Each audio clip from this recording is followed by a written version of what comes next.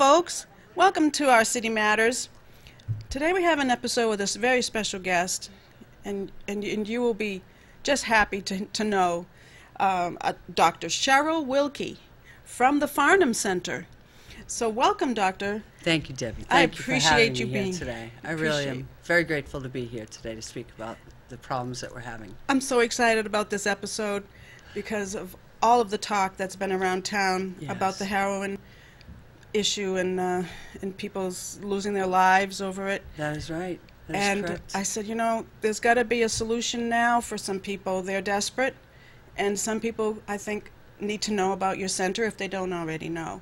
Yes. So we're going to go through some very special pieces of your website and some pictures that are there and some information that you're going to bring us that probably nobody knows. Yes. Okay, and this is just so heartwarming that you're here. Thank you. It's good to be here. So, Cheryl, you can just start with your introduction of who you are. Yes. Cheryl Wilkie has been is very excited to say hello to the city of Manchester and thank you for taking the time to research Farnum Center and taking the approach you have to put this out to the community. It is something that we're all struggling with, whether it be personally or professionally.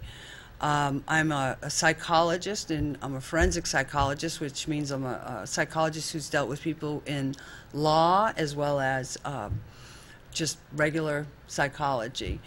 I've been doing this for 27 years, and in 2008, I became the director of the Farnum Center that had been operating for about 30 years at that time here in Manchester over on Union Street, and they were struggling. They had asked Easter Seals, New Hampshire, whether they could help them. State funds weren't making it, they couldn't pay the bills, and Easter Seals was more than happy and welcoming to Farnum Center. They kept the Farnum Center board, and they funded many programs to help Farnum Center get back on its feet, and Farnum Center became associated in a subsidiary of Easter Seals, New Hampshire. So it has been up and operating for over 30 years, and in 13, I get those days. It's hard to believe it's been 2 years, Debbie, that we've been in our new facility. And we have the first medical detox in the state of New Hampshire that stands alone from a hospital. We have 20 beds for that. We have 40 beds for residential treatment. And we also have a very intense outpatient program. We have a Suboxone clinic with many doctors. We have intensive outpatient that runs every day of the week, and we have those in the morning and at night, as well as individual counselors. So that's our Farnum Center. And you have a front-end receptionist named Patty. Yes, we do. Patty's been with us for a very long time. I've known Patty 20 years in this business. She's a very special lady. Yes, she is. She lights candles for people. Yes, she does. She lit a candle for a man at the Farnum Center, and it touched his heart very deeply. And he has spoken about that interaction on many occasions. I think it really speaks to what we do at Farnum Center. Patty's the front office manager. It doesn't matter who you are at the Farnum Center, housekeeper, cook, everybody matters, and everybody touches somebody's heart and soul.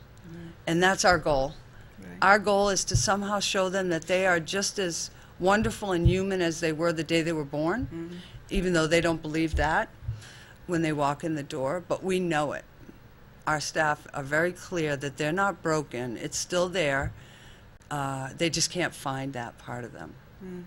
So that's a day or so many days or a month of intensive counseling? There's different levels for different people. What we do is we have from 8 to 10. I'll give you a little bit of information that the city might not have. From 8 to 10 every single day, Monday through Friday, you can walk into the Farnum Center and get evaluated. It's a walk-in hours.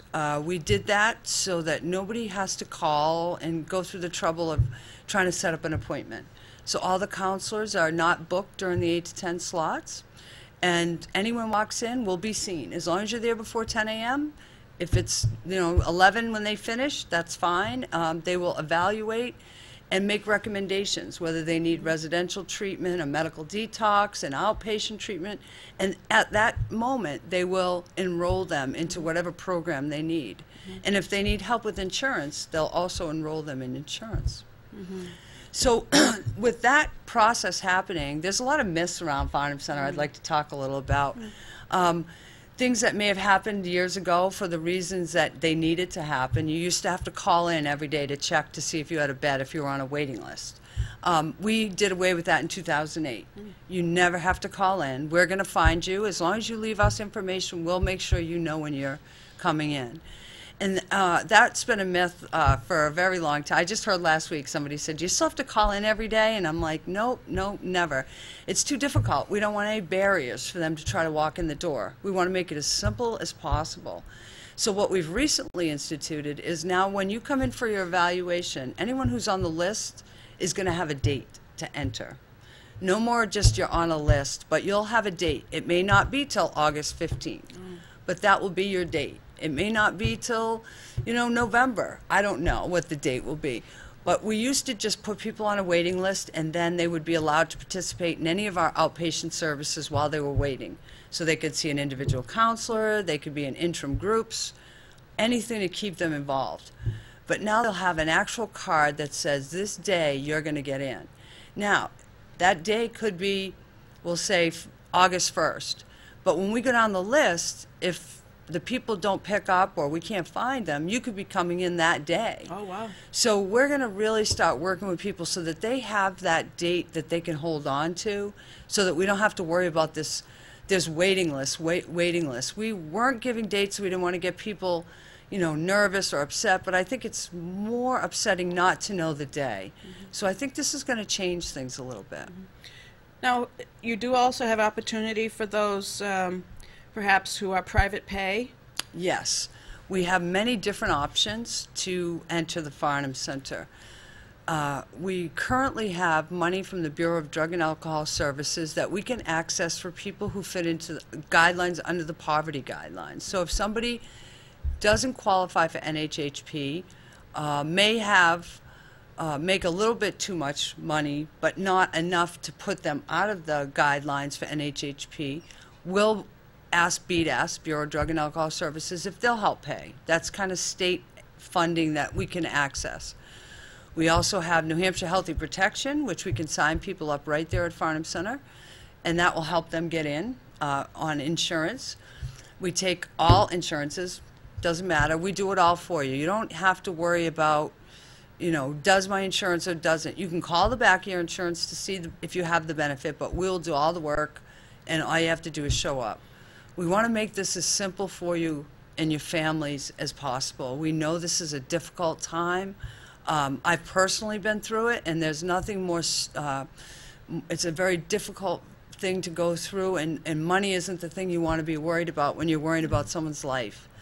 Unfortunately, I'll have to have money to pay everybody that works there, so it is still something that we internally pay attention to, but we don't want that to be the thing that is going to cause the client distress.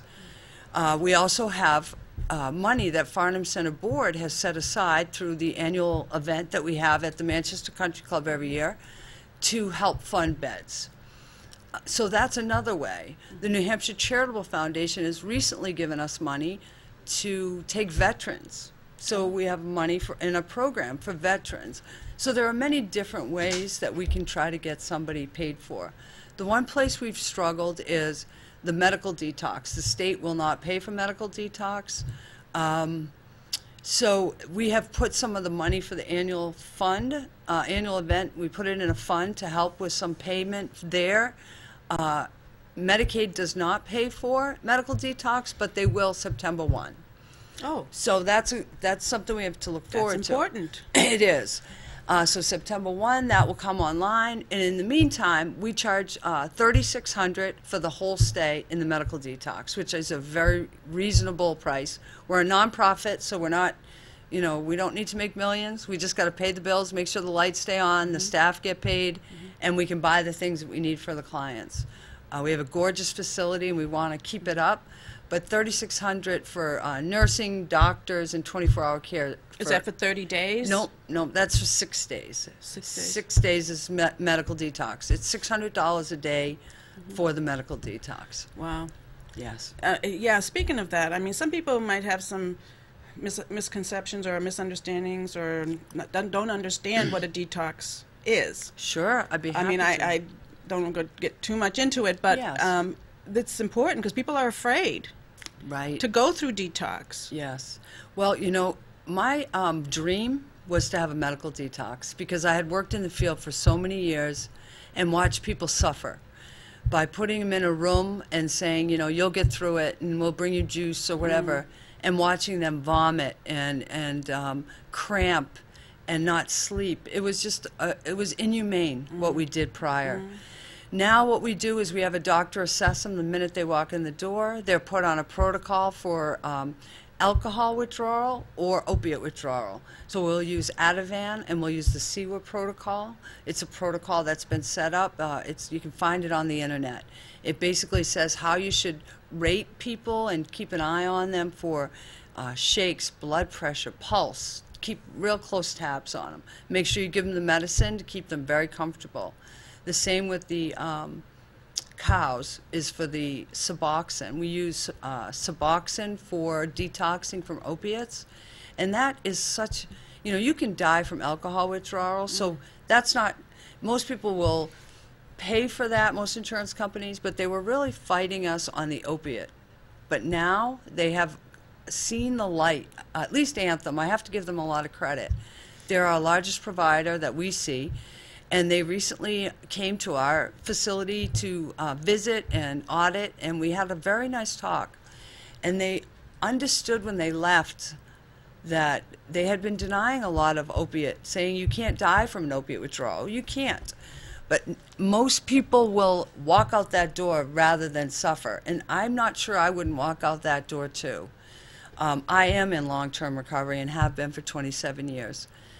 Had I not been given medication to keep me calm during that time when I was going through all the emotional and physical withdrawals, I don't know if I'd be here today. And I'm very grateful to all the people that were there to help me. And that's why this was a dream for me, to be able to give someone the medicine they need so they can fall asleep and not vomit. And they can have that. It's not perfect. It's still not great. But it's a heck of a lot better than what they used to go through. And how long does that take? About? Well, the first week is when we're really watching for all the signs of anxiety, can't sleep, having muscle tension, just Charlie horses throughout your whole leg that feel like a young man described it like he had 2 oxes on each side just pulling at all his muscles. The pain was excruciating. But by day 4, we start seeing them. They're smiling. By 5, 6, they're like, I love this program. Thank you. It takes some time. By 7, they're off the medicine. They may have some comfort meds. We use clonidine for some of the cramping. We use gabapentin, hydroxyzine, which is Benadryl, just to help them sleep. They may use some of that a few days later in the residential portion, but for the beginning time, we make it as comfortable. And the staff that I have, from the detox up to Webster Place, they're people that make the experience what it is. They're so compassionate.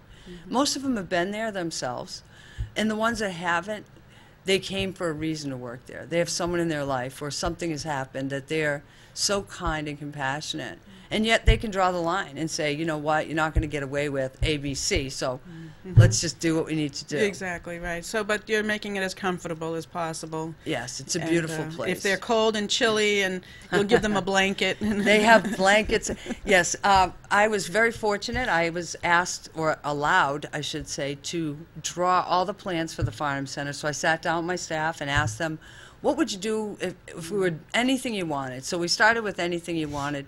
I was able to pick out light fixtures, carpet, even the blankets. So they're green because I like the color. It's, reminds you outdoors. And then their blankets are puffs, like a big, down comforter.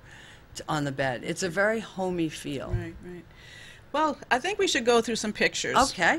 Because the Farnum Center is a special place. It is. Thank you. And then, so there's not only the Farnum Center, but there's the Webster Place. Absolutely. Or the Webster House. Webster Place, you're correct. Webster Place. Okay, so this one here, as you can see there on the monitor there, yeah. I believe is the Webster House. It is. So, Webster Place is a beautiful Place. facility. I will give all of the credit to Alex Ray of the Common Man facility. He bought this property and he knew what he wanted to do. He wanted to create a recovery support program. He wanted everybody to work in the facility that was in recovery. So it's very different than the Farnum Center in the sense that the Farnum Center is a clinical model. Everybody's licensed and has degrees. And Webster Place is people in recovery themselves. AA, maybe other types of programs who have been through it. And that was the model he wanted. He really felt that that would work for people. And he wanted something different than what we had. So he, in 2010, he asked Easter Seals if they would allow me to manage the facility for him. And we went in and we started managing it. And then I think about 10 months in, he said, you know, I think this is a good fit. I'd like Easter Seals to, you know, merge with Farnum Center and Easter Seals New Hampshire. And we merged. And it's been a beautiful relationship. So the Webster House is in Webster Franklin, Place, New Hampshire. Franklin, and the Farnum is is in Manchester, right on Queen City Ave. I know, right on Queen City. We drive by it almost every day when we're out. And anybody, please, if you'd like to visit, we're very much, you know, we would love to show you. You are more than welcome to stop in and ask for a tour. We will give you a tour. That's one of our living rooms that you're looking at right now. Here's our bedrooms with the white puffs. We really want, every bedroom has its own private bathroom.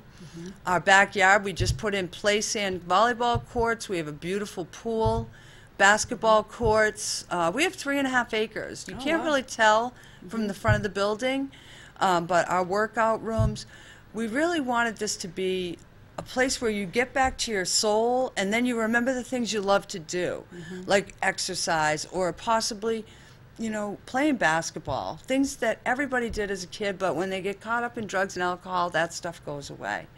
And I had one young man who, he went to a baseball game. Somebody had donated tickets to us, and we went, and he came back and he said it was the one thing that reminded of what he used to do with his dad, and he's been sober ever since. It was that was the one thing. You never know what's going to turn the light bulb on. Okay, so we're going to show a video, a very special video that's actually on your website. But I thought it was so appropriate that we give credit to those special people who make Farnum Center possible.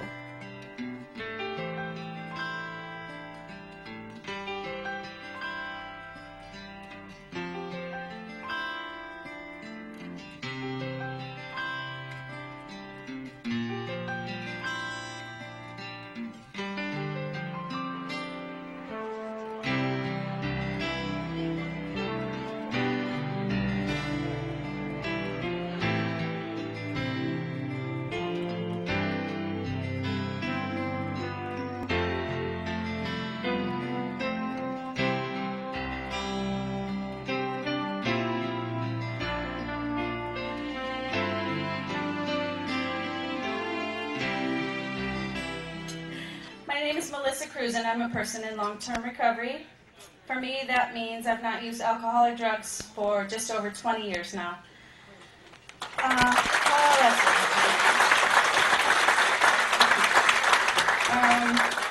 I'm here today because I believe that recovery works, and sometimes the process begins long before we are ready for it. Over 20 million Americans like me have made better lives for themselves and their families through long-term recovery. So on to a solution. 23 million of us in the U.S. have found treatment and recovery are effective. I've had the privilege of volunteering in the Detox unit and the Women's unit at the Farnum Center, and I see some pretty amazing transformations. Trying to get people's awareness about this issue regarding this public health crisis There's too many people still dying. That's just how it is. That's what brought me to the Farnum Center. I was a volunteer for the Bridging the Gap program, which helps patients move from rehab to recovery. I hope by sharing my story that it lessens the stigma for someone who needs help and the families that are affected by it. We in recovery need to start the conversation so that people know that there's somewhere to go and someone to call for help, and that it's okay. But once I picked up that drink and drug at 13, it went downhill really quick. The dreams of college went out the window. I quit jobs just because I wanted to drink. I got in car accident after car accident. The family called me Crash.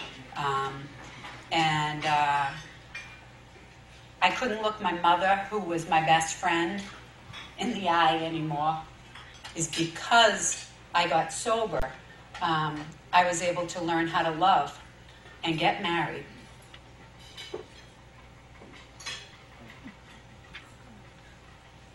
Have 3 amazing kids and be a sober mom. I just wanted to thank you all again for being here. I never thought recovery was possible. I always looked at the statistics and it was scary, and I never thought I could be one of them. But thanks to people like you, those changes are possible and they're happening all around us. He was a friend of everyone, and he was just a mentor for me. I have a little mantle, and there's my mental friend, Fred. There's so many people in this room that are leaders, that have been a part of the community here in Manchester. And my dad had a philosophy, I think, that plays into Manchester as a whole, because almost everybody in this room is family. Wasn't the spring, then spring became the summer. Who'd believe you'd come along? All right, do me a favor, both hands in the air, both hands, come on up. Hands, now swim from side to side. Touch it. If you're sitting like this, would you go like this so you're in the rhythm with everybody? Reaching out, go in the same direction, you're gonna make me sick. Touching me, touching you. Come on now.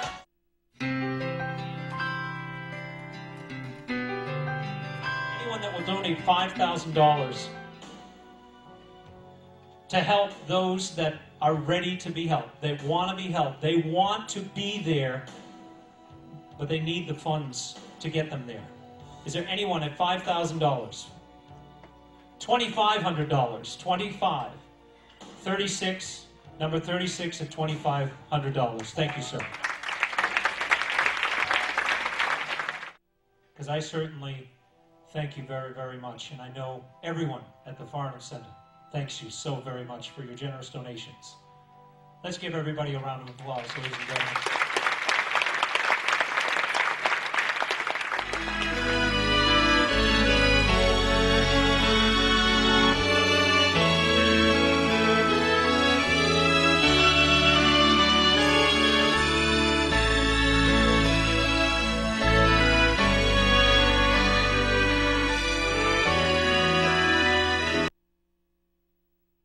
Well, thank you, folks, for listening up on this special video. And Dr. Wilkie, I mean, you have some parting words here, unfortunately. I do. I want to just let people know that we do have beds available. We have beds at Farnum. We have beds at Webster. Call us. We want to help. We don't want anybody suffering. I know there's a lot of talk about waiting lists, but we will do our best to get you in.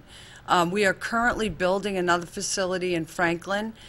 We're hoping to open it January 1, another 20 beds. So if anybody wants to help fund that, we're always looking for donors. We have a little bit to get started, but we're going to make it happen, because we're not going to watch people continue to die. And Easter Seals, New Hampshire is behind us, and Farnum Center and Webster Place will make more beds available. So anybody who can help us, please just go to our webpage at estreatment.org. Or you can call 622-3020. and ask for me, Cheryl Wilkie, or you can just call and talk to anybody there. They're more than willing to help. And they can stop in the morning. Visit anytime. We'd love for you to get to see what it looks like in the facility, and if you have anyone afraid, we would be happy to help with just talking to them about what we do there. And if you go there with a family member, families are welcome to visit their loved ones. Yep. Every week we have family education groups, and we have programs for families after the treatment. You can come weekly for the public. So we have meetings for families in the public. So just call us and find out what we do, and we'll let you know. Check out our website, estreatment.org. So folks, don't be discouraged. Family members, don't be discouraged. There is help there. There is. I found Dr. Wilkie this past week, and I said I have to have her on this show to let you know that there is hope. So please contact her or contact the facility at Queen City Avenue. 140 Queen City Ave. Okay, so don't hesitate, folks. And it's another episode gone by. So thank you so much for being here. Thank you for having me. All right, so Thank you next all. time, and maybe we can update when you get your new facility. Absolutely. And come on again in not so long a time. All right, thank you, folks. See you next time on Thank Our you. City Matters. Take care.